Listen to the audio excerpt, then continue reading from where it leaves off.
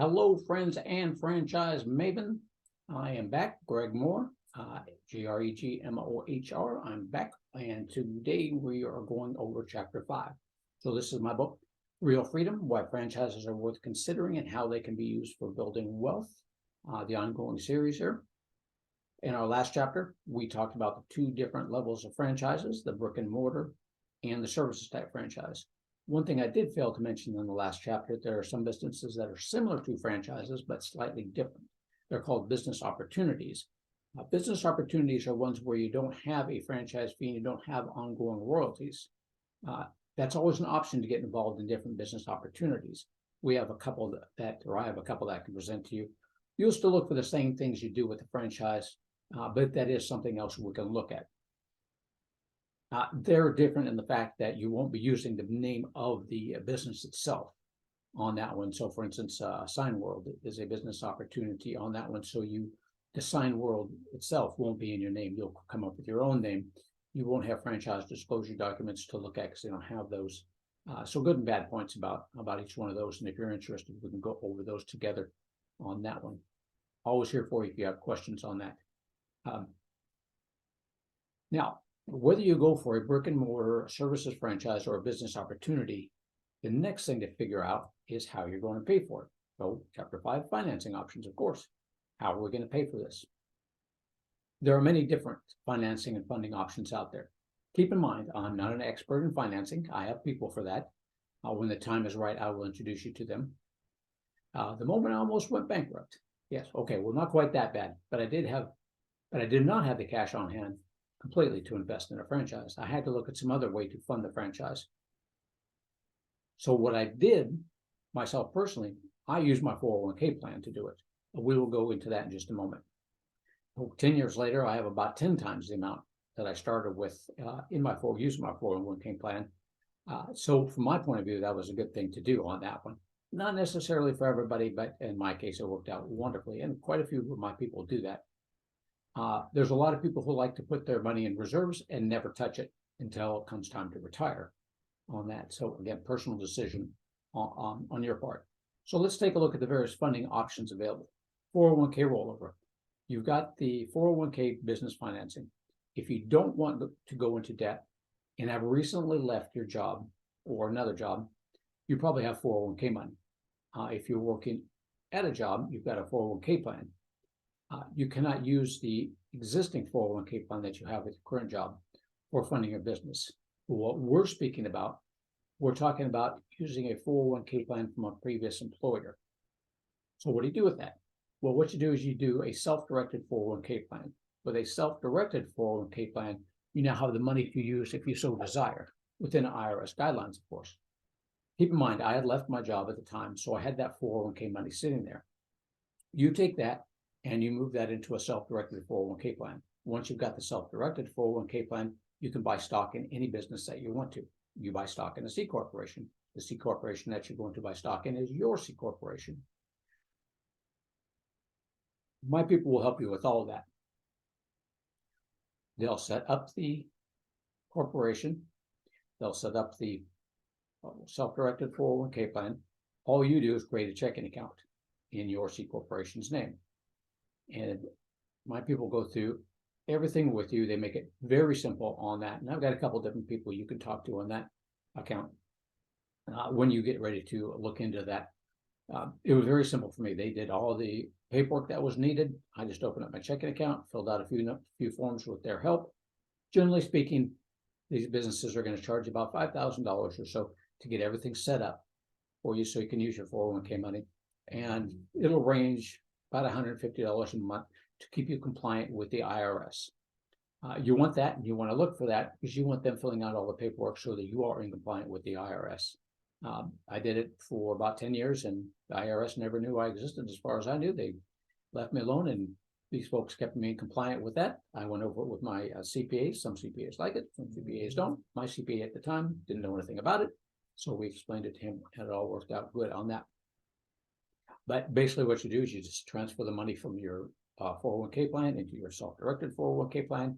You buy a stock in your corporation that you created. You then transfer the money out of your 401k self-directed plan into your C Corporation's checking account and issue yourself stock, saying that little stock certificates that I filled out and said that I had that on there. Then when you go to sell your business, or not necessarily just sell it, but if you want to convert that to an LLC at some point in time from that C Corporation, and what you do is you just buy back all your shares of stock.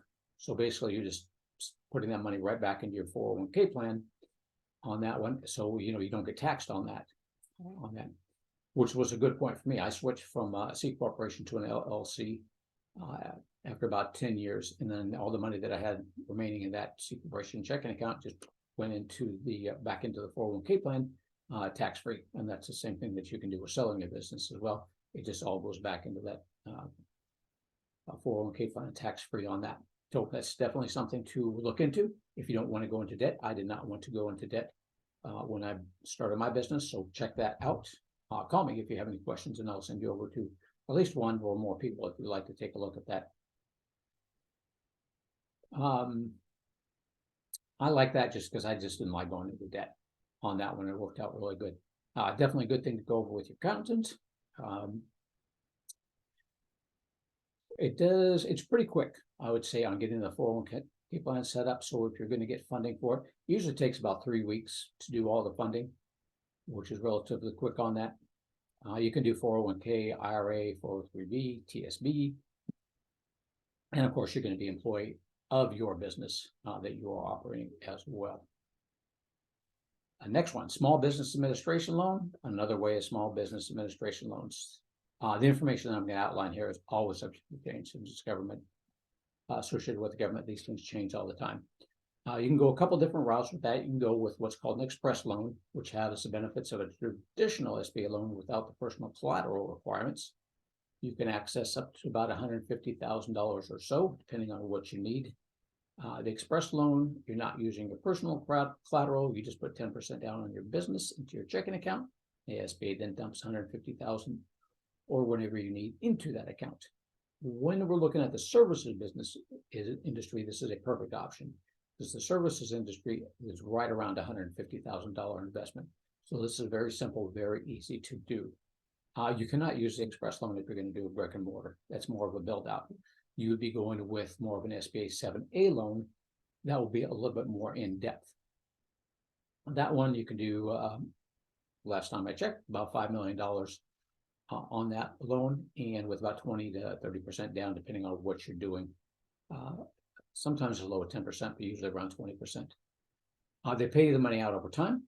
So as you build it up, as you're building out your brick and mortar, the SBA pays out the money over time as you go through the building process and as you're needing it. With SBA loans like that, you'll likely need a credit score of 680, 690 and above, and it generally takes from 2 to 4 months to get the SBA loan done. Term loans are another one. Again, interest rates. I have a note in here about interest rates, but they change all the time, so that's something to keep track of. Number of lenders provide that. That's going to come down, of course, to your good credit. One thing to note is that our funding partners do like franchises. So when it comes to funding a franchise, funding the franchise itself, it's fairly simple because they've got a proven business model on that.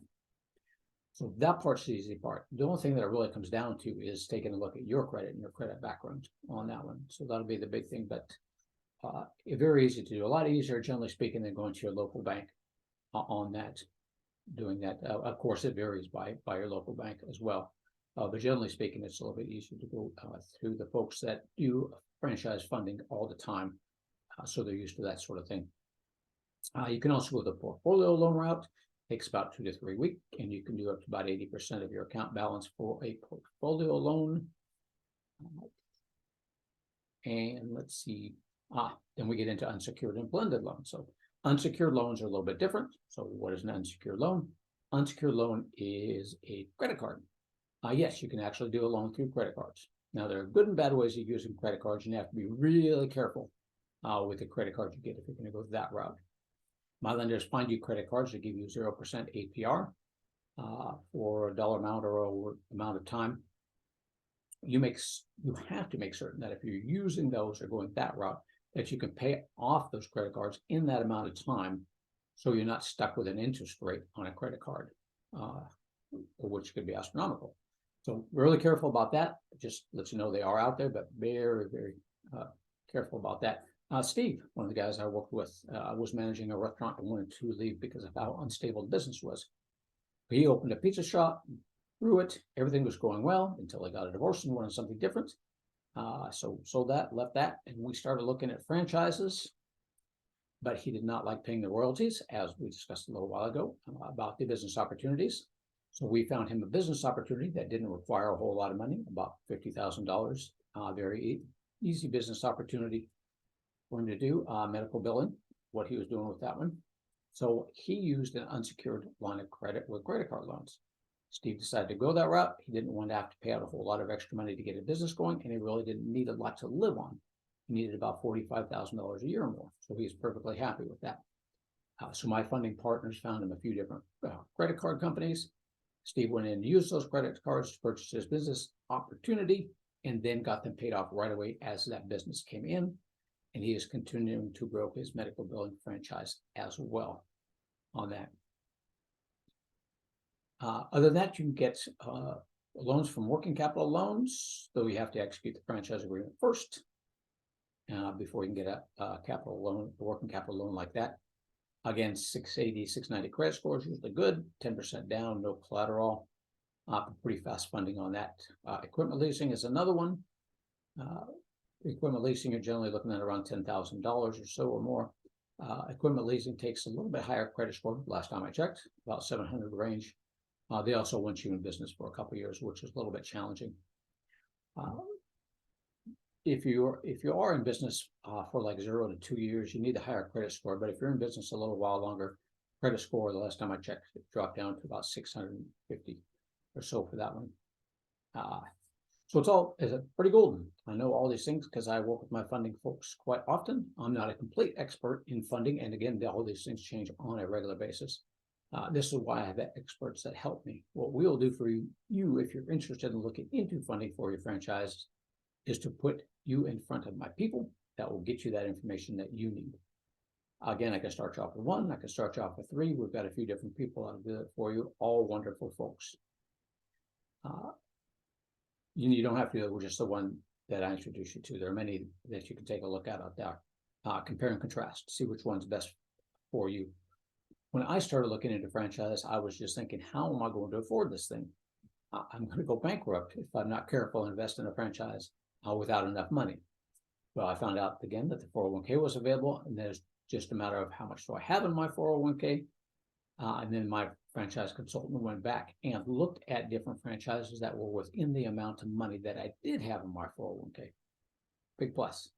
So once I found out 401ks were possible, and then I found out which franchises were possible to invest in with the amount of money that I had in my 401k, that's where we found the right franchise for me. So I did it that route because I believe in myself. I believe that if I went in there, I did it, I followed that franchise, I investigated enough of them and found the one that I could actually get in there and make it happen, then it would work for me. And that's what you got to do. You got to really believe in the franchise that you're going to do it, and believe in yourself that you can make it happen. A lot of my people like using other people's money rather than their own. With 401k plan, you're using your own. Using other people's money, and I mentioned this before as well, you just have to make certain that that franchise is going to service the debt as well as make you some money on that one. That is it for Chapter 5, different types of funding. Next week, we will go on to Chapter 6, the process of investing. Call me anytime with questions, 361-772-6401, or Greg at franchisemaven.com. That's Maven, M-A-V as in Victor, E-N.com. In the meantime, everybody have a great week.